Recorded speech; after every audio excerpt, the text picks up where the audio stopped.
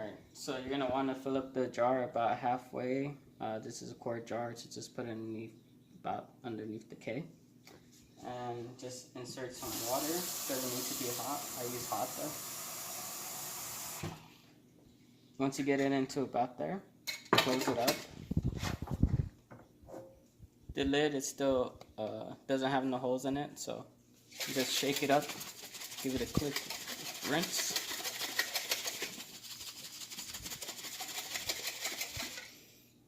And open it up, add in more water. You can see just how dirty this stuff really is. See, that water is really nasty. Everything that's floating, you're going to want to get rid of. So just fill up the water all the way to the top of the rim. About right there. That way you can see everything that's on top. Just pour it out. Add in more water again. About to the rim again.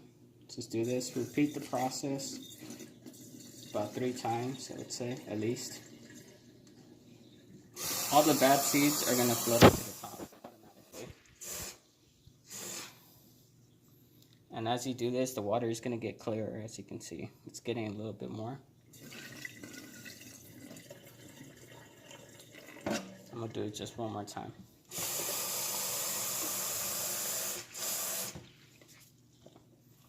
So, about there again.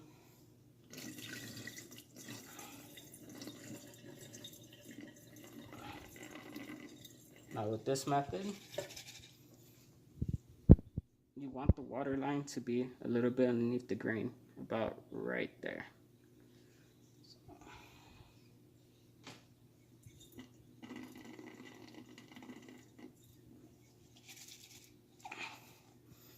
You can kind of see the water line, it's about right there now. That should be good enough. So, all you're going to do is just close up your jar.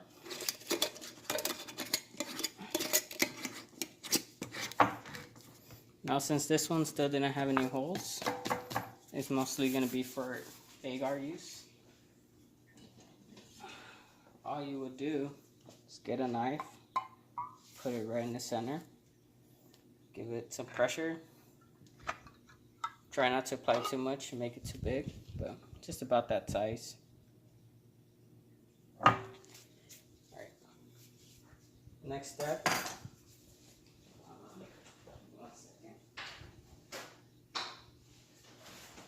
Alright. It's a little bit wet, so it's just going to dry it off. And then we're going to add some micro pour tape just to cover the hole. I usually do 2 strips. Some people will get away with just doing 1. It doesn't matter, it's just preference. Alright.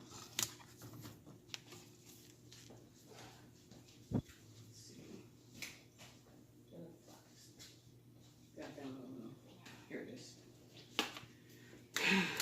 Alright. Then we're just going to cover this with the aluminum foil to put it inside the pressure cooker.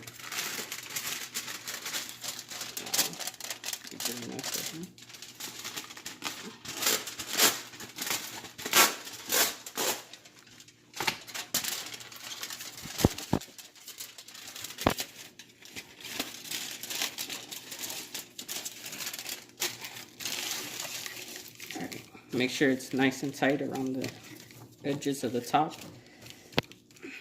And there you go, you're all ready to set up. Just to put it inside the pressure cooker for 2 hours. This is my cheap little pressure cooker. Little 6-quart was only $20 off of Amazon. Now, I never clean this shit. It's not really needed. I mean, you could if you want to, but I never do, and I've done plenty of jars already on this thing, and I've only had 1 contamination so far, and honestly that was kind of my fault. I put too much water in it. Well, inside the jar, I mean. So I just put enough water in there just so it can last for 2 hours. So this should be adequate enough. And you always want to check your pressure cooker first. You will always want to check through this thing, hold it up to the light, If you can see the light pass through it, then that means there's no blockage. If you have it blocked and it builds up pressure, then this thing can explode on you. So you want to make sure you don't want that to happen. So now all you do is just insert your jar to your pressure cooker, seal it up, and turn on your stove. Just wait for it to build up pressure. Let's see here. When it builds up pressure, this little indicator here will pop up to the very top. Now once that's up there, then it's going to take like another maybe 10 minutes or so, and then the pressure will start coming in through here. This pressure cooker will start rocking back and forth. Once that happens, that means it's already at 15 psi, and that's when you start your 2-hour mark or 2-hour timer. And after your 2 hours, just shut it off, leave it turned off. Don't bother trying to open this thing until this little indicator here drops back down again. Then that's when you open it. Alright, so now the pressure cooker is at 15 psi, which is why this is rocking. You can start adjusting your heat. I have it up a little bit past medium right now, but as time progresses, it's going to be rocking too much that it's going to be allowing too much water evaporation. And if you have no more water left in here, you can end up burning your pressure cooker and your jar that's inside. So just lower it down a bit. You want it to be rocking around this pace. If it rocks too much, then you want to lower down the heat. At this time here is where you want to start your timer for the 2-hour mark. Once it's at 2 hours, you'll shut it off, let it cool down, put it onto another burner if you want to let it cool down. Once this little spot here goes down below, that means it's safe to open. So then you can open it then. And one more thing, you also want to inspect your pressure cooker, make sure it's not leaking. If it's leaking anywhere, you might want to shut it off and reseal it. Possibly the rubber O-ring inside is not placed in there correctly, and it's preventing or letting the steam escape through there, which is letting out excess water to be escaped as well. Alright, so it's been 2 hours now, and since the pressure dropped, the little indicator is already down, so it's now safe to open it. So as soon as it's dropped, you just want to open it. It's going to be a lot of steam.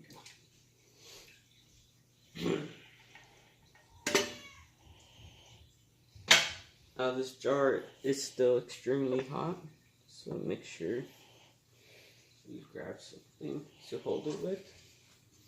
And at this point in time, you're going to want to shake it.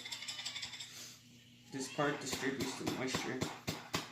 Now, the bottom part usually looks like it gets stuck like that, so make sure give it a good smacking, and it will start breaking off.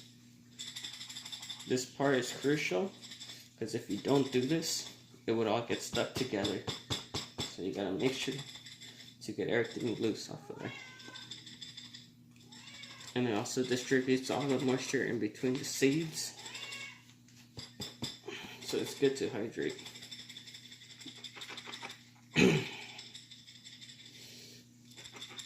Alright.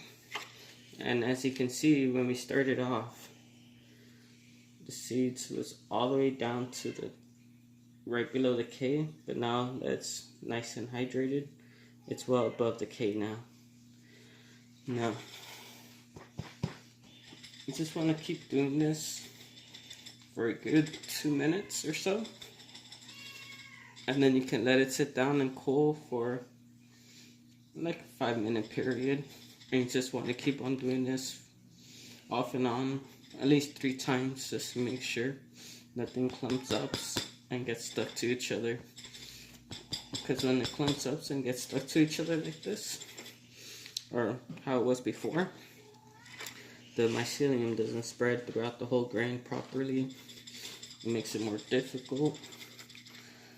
Rather, if it was broken up, it's easy for it to mix. And not to mention, if you wanted to make it spread faster, once you get to 30% colonization, then you'll repeat this process. You'll just give it a little bit of shake, and it'll distribute some of the colonized grains with the other ones. And it should make it distribute a bit faster that way. Now, since my method was more towards agar, it's not entirely possible, or impossible, I mean, to still use either a liquid culture or a sport syringe. All you have to do is still stick it through the little hole where the tape was at, squeeze in the amount of liquid culture or sport syringe you want to put in. Usually it's about 5 cc's, 5 milliliters to 10 milliliters. Now, with that being said, you are giving it a little open spot, so it's more prone to contamination that way. So once you do that, you want to close it up right away again with another piece of tape, the micropore tape, to reseal it again. Now, I've done this before. It's worked for me. Not saying it's always going to work. You're still going to have that higher chance of contamination, but yeah. Once you squeeze in that amount though, you want to give this whole jar a shake so it distributes everywhere and it makes it faster to colonize rather than doing the agar. Now, one trick I would like to say when you put the agar, this is still very hot, so you gotta wait at least 6 hours or a day for it to completely cool. But you want to probably put it off to the side like that and then open it. So when you drop the agar wedge, it's going to be towards the bottom or towards the middle. And then when you shake the grain over it, the grain is going to be over at top. Because if you just put it in like that, it's harder to shake it and put it down into the middle where it can spread faster rather than just having to sit on top and slowly colonize. And yeah, so same thing with the agar. Like I said, once it gets to about 30% colonization, then you want to give it a shake again. But make sure you follow up with this so you don't get all that stuff sticking onto the sides there.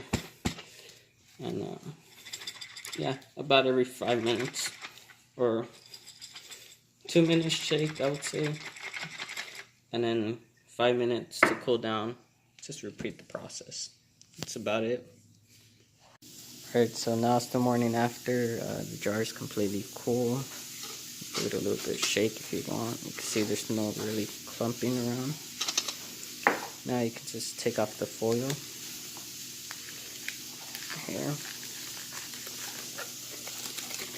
And you're all ready to go. What I like to do though is I take off another piece of the micropore tape and just give it another layer. If you're going to do that, if you're going to use a spore syringe liquid culture, I would probably inject it first, give it a shake, or inject it first and then put the new tape on it, and then give it a little bit of a shake to distribute. And that's about it.